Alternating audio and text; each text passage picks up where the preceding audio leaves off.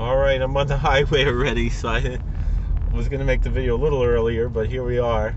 So I know I make a lot of videos on the same subject, but let's get to it. This Rabbi Baer Kursheedt, a fascinating figure.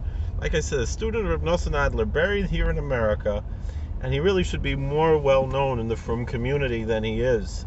And particularly that he's not that far from the kever of the Rav Koilel, which is a very popular kever to go to. I think, more people should also go to, if you're going to the kever of the Rav Koilel, you should also go to the kever of Yisrael Baer. His yard site is in ER, I believe it's Yud Aleph ER, so about a month ago, a little over a month ago was his yard site. I don't know if I was ever actually there on the yard site. I think maybe one year I actually did come up. And so let's talk a little bit more, some stories that we know about Rabbi Baer Kursheedt. So, like we said in the previous video, when he came to America, he moved to Boston, or he stopped in Boston, didn't settle there because there was only one other Jew there and he didn't keep kosher, so it was time to move on. And you want kosher, you go to New York City. So he went to New York City, he met Reb Gershom Sheshes, who was the Chazan, was the religious leader of the Jewish community there, and he married Reb Gershom's daughter, Sarah. And then Gershom Sheshes had a lot of children. I think he had something like, 14, 15 children, Kanadahar, if I'm not mistaken. And but Rabbi Yisrael Baer didn't come to be a rabbi, rav, anything. He wanted to go into business. And he was told that, first of all, at that time, there was a much larger Jewish community in Richmond, Virginia, than there was in New York City, believe it or not. And so he moved down to Richmond, again, not planning to be a religious leader, but rather to go into business. When he went down there, it was in the middle of the War of 1812. And he himself went by stagecoach. I believe that would be the term, or a wagon, a Wogen, and maybe it wasn't called a stagecoach at that point. Maybe, probably around that time in history, they already called it a stagecoach. He went by land, and he had a very valuable library of Sfarim, of religious books, that was one of a kind in America, that couldn't fit in the stagecoach. He had to send it by ship. It went by sea. And the ship with the Sfarim was captured by the British during the War of 1812. And so you could imagine all those Sfarim, such a valuable treasure, library, all gone. And the ship actually wound up somewhere in the Caribbean. And some years later, all the Sfarim were anonymously returned to Rabbi Yisrael Baer. And Rabbi Yisrael Baer writes in his diary, he didn't know whether it was his fellow Jew or his brother Freemason who returned the Sfarim to him, because all the Sfarim were stamped with his name, but also with the Masonic symbols. And which is a fascinating thing. Of course, many of the early patriots in America were indeed Freemasons. And that's how he got the Sfarim back.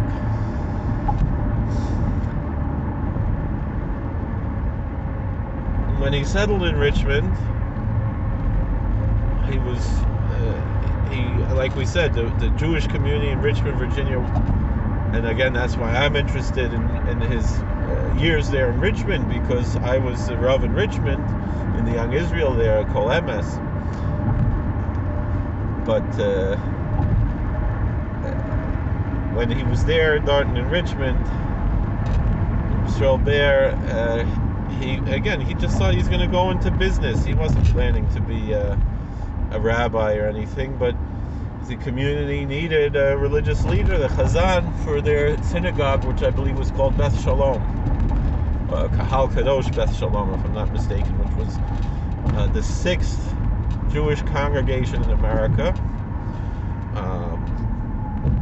Shearith Israel, which was Gershom Sheshes was the Chazan, was the first Jewish synagogue in America, the first Jewish congregation. The synagogue that now holds Spanish and Portuguese synagogue is not the original building, but that would have been the oldest synagogue. Obviously, we all know about in Rhode Island the Toro synagogue. That's the oldest synagogue still standing and operating in its original place, where the Beth Shalom synagogue in Richmond was the 6th congregation and the furthest west. It was the only Jewish congregation, I believe, that wasn't on a seaport, if I'm not mistaken. But rather, Richmond is on the James River, but not on the sea.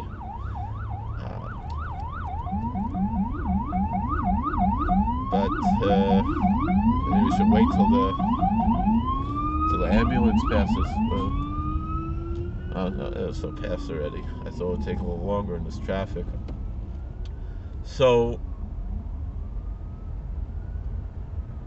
they asked him to serve as the religious leader. The title was Chazan, and he wasn't officially ordained as a rabbi, although often colloquially they would use the term rabbi for him and for other leaders. They had, like, Isaac Leeser was another one who served also in Richmond, I believe after Rabbi Yisrael Baer was when Rabbi Isaac Leeser was there.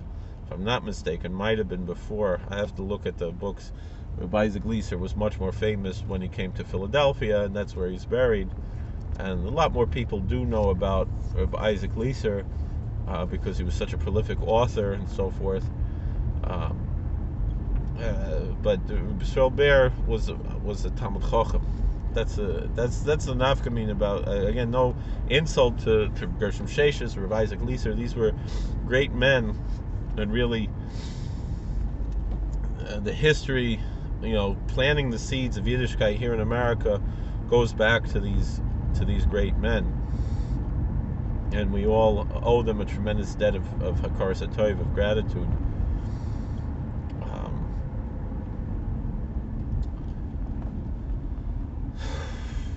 But in any event,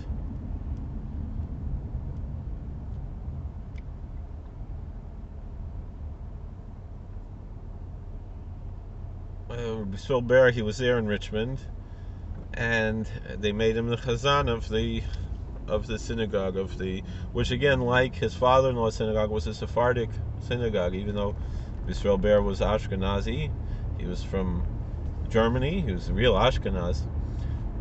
But he was the Chazan in the Sephardic synagogue, and Sephardic is probably not what most people are familiar with. When I went to yeshiva with Sephardim, they were Middle Eastern, Mizrahi, like Persian and Bukharian and Syrian, and like this. This was the Spanish and Portuguese Sephardic, which is in many ways more similar to the German Ashkenaz. Much more, cultured type of, worldly, secular type of, but authentically Jewish and Orthodox. But not like Kabbalists, like the standard.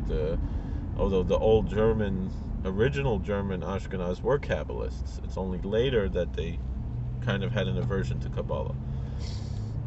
But in any event, the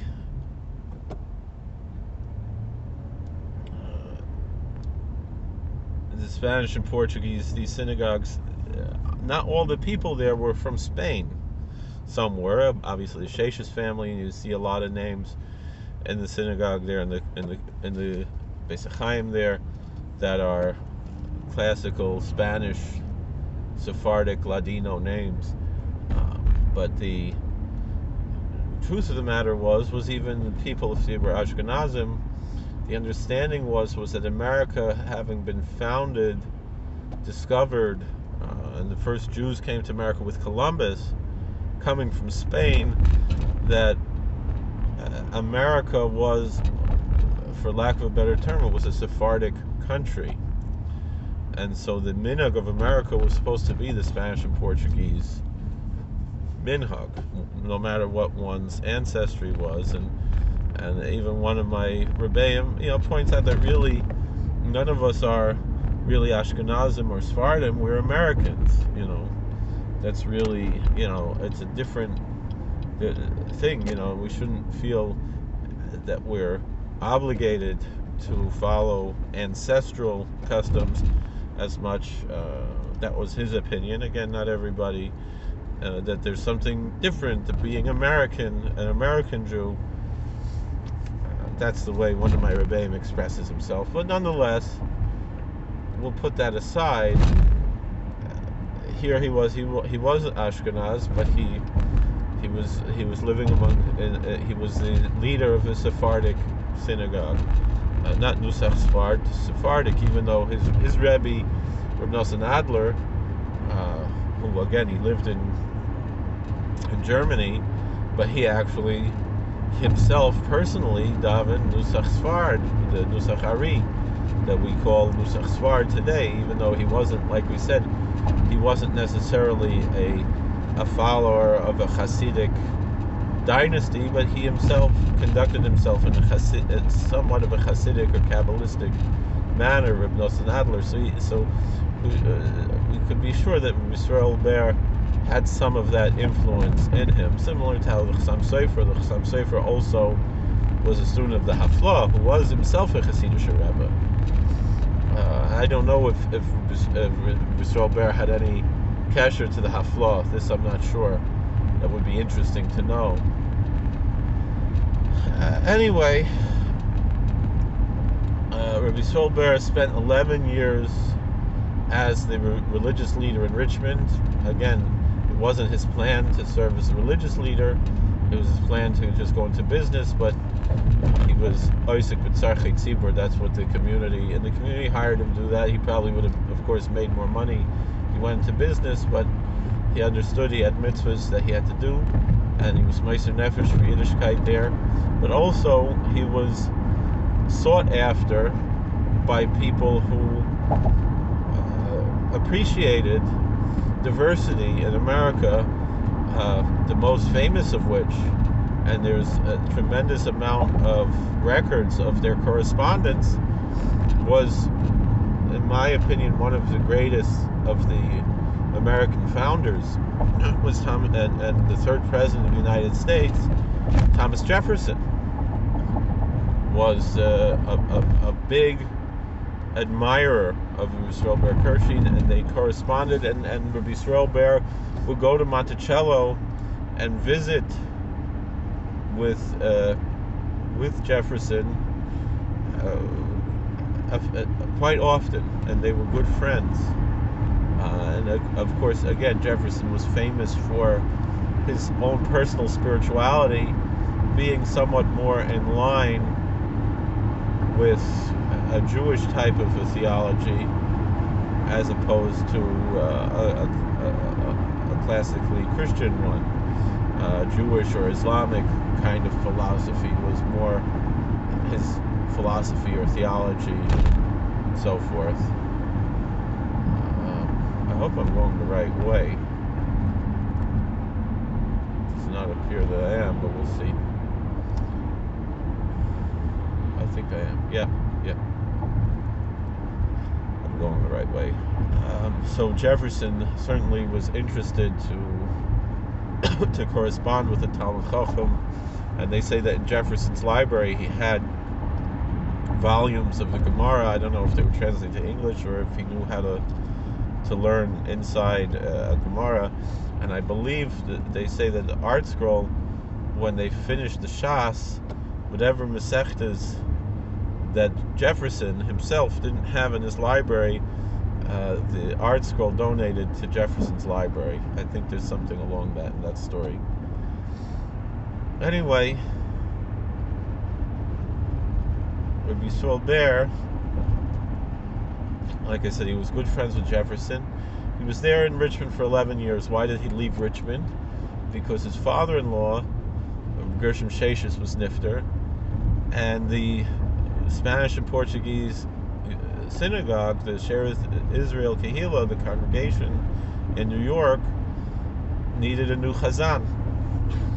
And they asked Rabbi Yisrael Baer, knowing him to be a Talmud Chacham, knowing him to be a true, authentic scholar, they invited him to come and serve as the religious leader in New York City, where he remained for the rest of his days. I believe he was there for another something about 25, almost maybe 30 years. He was there at Shearith Israel longer, certainly, than he was in Richmond. And he,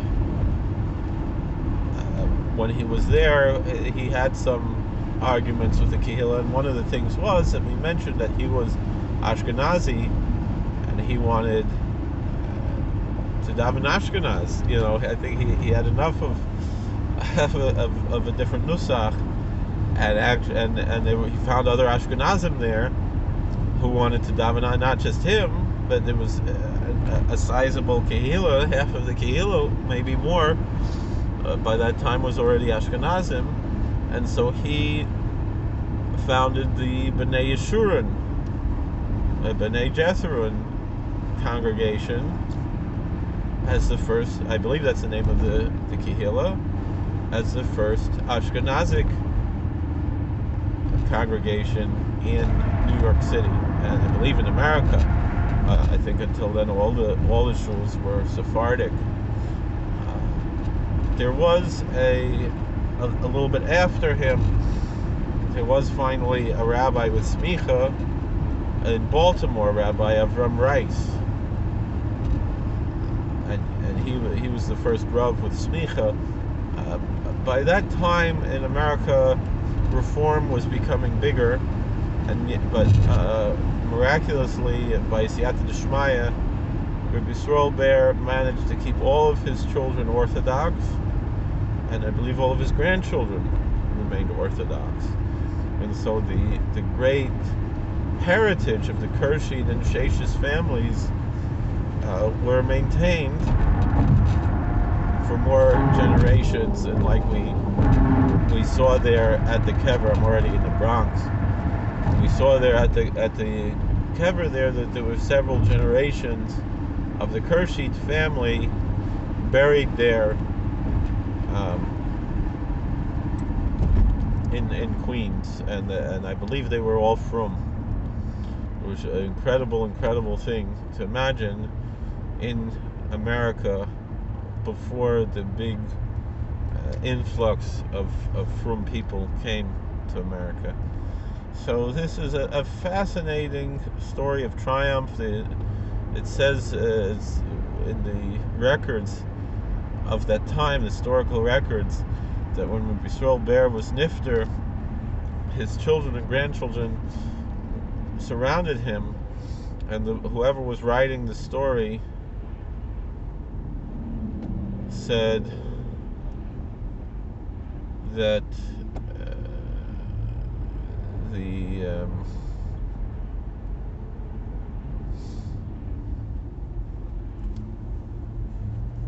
said that it was a vision, something like the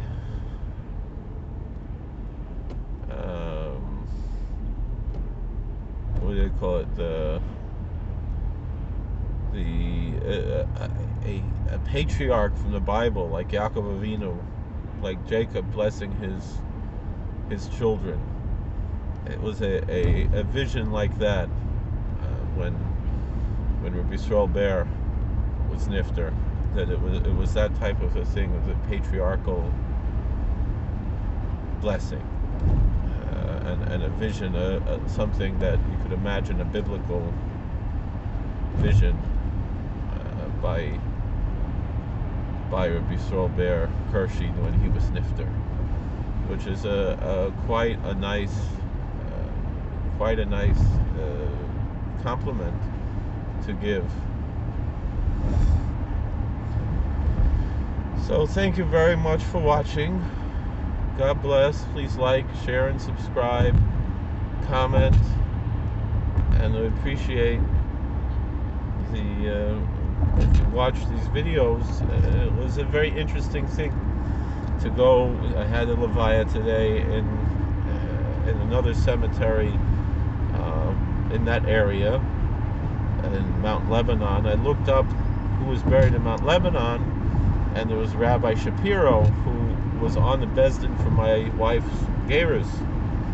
So I went to his kever and to express my gratitude that I have a Jewish wife and Jewish children, thanks to him, that he had a hand in that. And he should daven that my children should be frum and Talmidei Chachamim, and he's buried right in front of his father, who was a Hasidic Rebbe, and a Ben Acher Ben from a Pinchas Koritzer. So I went to that kever, to those kvarim there, and one thing I like about visiting cemeteries in Queens is that there's a large population of invasive Italian wall lizards that have breeding population all throughout the cemeteries, all throughout different parts of Queens.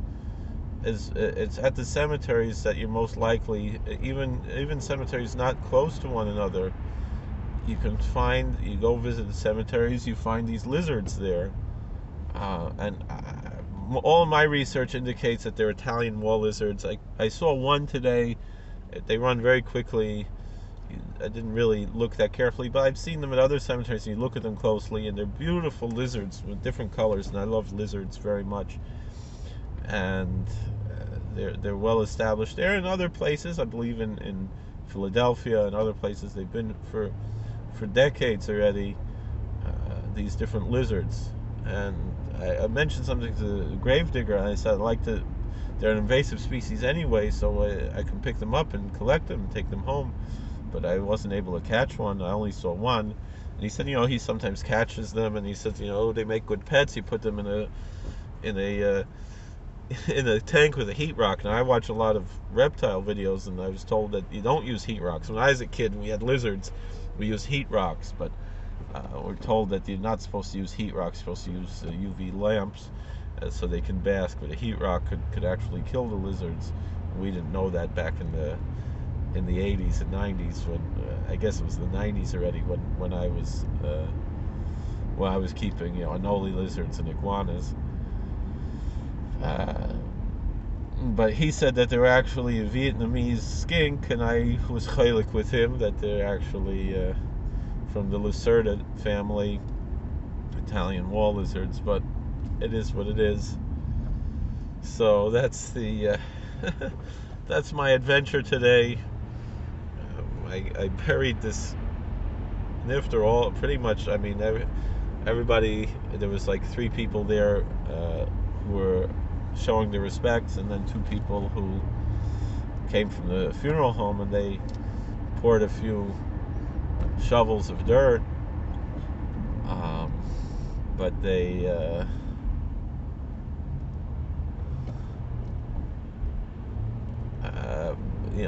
there were older people. It was 3 women who came, and the folks from the funeral home. So there was not much that was done there, and then I myself pretty much had to bury this fellow. He was someone. It was a mace mitzvah. It was from from a group home, and so I did the mitzvah of burying a mace mitzvah all by myself until it was covered, and then once it was covered, I let the grave diggers come with the machine to finish the work. So that's the story that I have here, how I came today to go visit Kivrei Tzadikim in Queens. Like I said, this was the first time I ever got to go to the Rav HaKoilel. That was very special, because I'd been wanting to go there for a long time. I'm happy that I made it there. And Me'eretz Hashem, we should all be zoiche to see all of these tzaddikim by Tchias HaMesim, the coming Mashiach very soon, and we know it's going to be a lot sooner than we think. But Ein Ben David Baal Hesach Hadas, so we're not sitting and waiting. We expect it. We know it's going to happen one day. It's one of our basic dogmas of Tchisa Mesim. And so we hope that we'll have the schus to meet all of these tzaddikim, to meet the Rabbi Koilel, to meet Rabbi Shapiro, see old Rabbi Shapiro again that I met a few times in Queens, and meet Rabbi Baer Kursheedt and all the tzaddikim that we were there. You can imagine what's going to be like when Tchisa Mesim comes. We're looking forward to that glorious day. Thank you for watching. God bless. Please like, share, and subscribe, comment, and we'll see you all later.